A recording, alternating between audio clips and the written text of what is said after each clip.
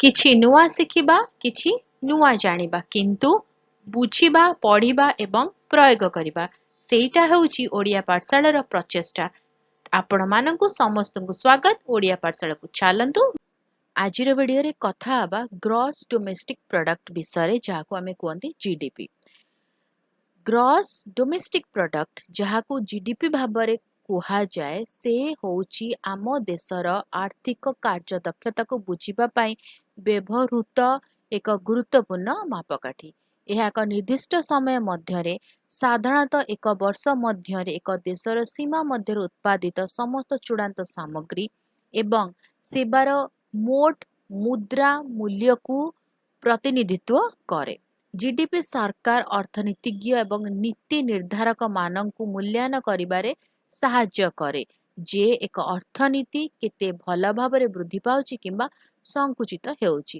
ଜିଡିପିକୁ ତିନୋଟି ମୁଖ୍ୟ ଉପାୟରେ ଗଣନା କରାଯାଇପାରିବ: ଉତ୍ପାଦନ ପଦ୍ଧତି, ଆୟ ପଦ୍ଧତି ଏବଂ ଖର୍ଚ୍ଚ ପଦ୍ଧତି। ଉତ୍ପାଦନ ପଦ୍ଧତି କୃଷି, ଶିଳ୍ପ ଏବଂ ସେବା ଭଳି ବିଭିନ୍ନ କ୍ଷେତ୍ର ଦ୍ୱାରା ଉତ୍ପାଦିତ ସାମଗ୍ରୀ ଏବଂ ସେବାର ମୂଲ୍ୟ ଯୋଡ଼େ। ଆୟ ପଦ୍ଧତି ଶ୍ରମିକ ଏବଂ ବ୍ୟବସାୟ ଦ୍ୱାରା ପ୍ରାପ୍ତ ରୋଜଗାରର ମୋଟ କରେ, ଯେଉଁଥିରେ ମଜୁରୀ, ଲାଭ ଏବଂ କର ଅନ୍ତର୍ଭୁକ୍ତ। ଖର୍ଚ୍ଚ ପଦ୍ଧତି ହେଉଛି ଯାହା ସାଧାରଣତଃ ବ୍ୟବହୃତ ହୁଏ, ବ୍ୟବହାର, ନିବେଶ, ସରକାରୀ ଖର୍ଚ୍ଚ ଏବଂ ନିଟ୍ ରପ୍ତାନି ଉପରେ ଖର୍ଚ୍ଚକୁ ଯୋଗ କରେ। ଜିଡିପିର ଏକ ପ୍ରମୁଖ ବ୍ୟବହାର ହେଉଛି ବିଭିନ୍ନ ଦେଶର ଆର୍ଥିକ ଶକ୍ତି ତୁଳନା କରିବା।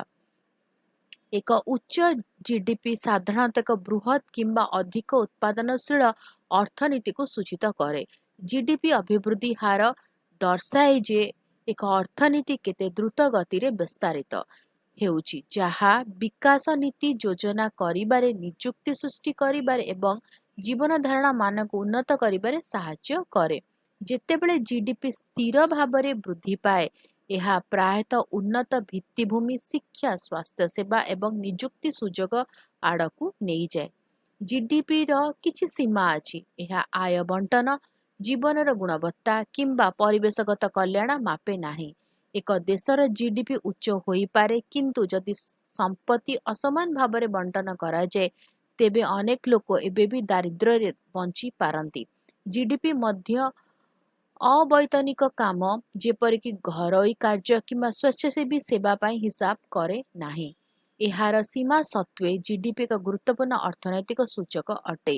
ଏହା ଏକ ଦେଶର ଆର୍ଥିକ କାର୍ଯ୍ୟକଳାପର ଏକ ସ୍ପଷ୍ଟ ଚିତ୍ର ପ୍ରଦାନ କରେ ଏବଂ ଜାତୀୟ ଏବଂ ଅନ୍ତର୍ଜାତୀୟ ସ୍ତରରେ ନିଷ୍ପତ୍ତି ନେବାରେ ସାହାଯ୍ୟ ମଧ୍ୟ କରେ। ଜିଡିପି ଅର୍ଥନୈତିକ ପ୍ରଗତି ମାପିବା ପାଇଁ ଏକ ଉପଯୋଗୀ ଉପକରଣ, କିନ୍ତୁ ଏହାକୁ ଅନ୍ୟ ସୂଚକ ସହିତ ବ୍ୟବହାର କରିବା ଉଚିତ, ଯାହାଦ୍ୱାରା ଦେଶର ସାମଗ୍ରିକ ବିକାଶର ସମ୍ପୂର୍ଣ୍ଣ ବୁଝାମଣା ହାସଲ କରାଯାଇପାରିବ।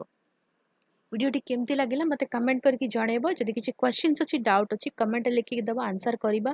ଆଉ ଯଦି ଭିଡ଼ିଓଟା ଭଲ ଲାଗିଲା ତାହେଲେ ଜାଣିଛ ତ ଟିକେ ଲାଇକ୍ କରିଦେବ, ଭିଡ଼ିଓ କଣ ସହିତ ସେୟାର କର, ଚ୍ୟାନେଲକୁ ସବସ୍କ୍ରାଇବ କରି ବେଲ୍ ଆଇକନ୍ ପ୍ରେସ୍ କରି ଅଲ୍ ନୋଟିଫିକେସନକୁ ଅନ୍ ରଖିଥା। ତାହେଲେ ରହୁଛି, ଦେଖା ହେବା ଆଗାମୀ ଭିଡ଼ିଓରେ। ଭଲରେ ରୁହ, ସୁସ୍ଥରେ ରୁହ, ମୋତେ ଅନୁମତି ଦିଅ। Bye bye.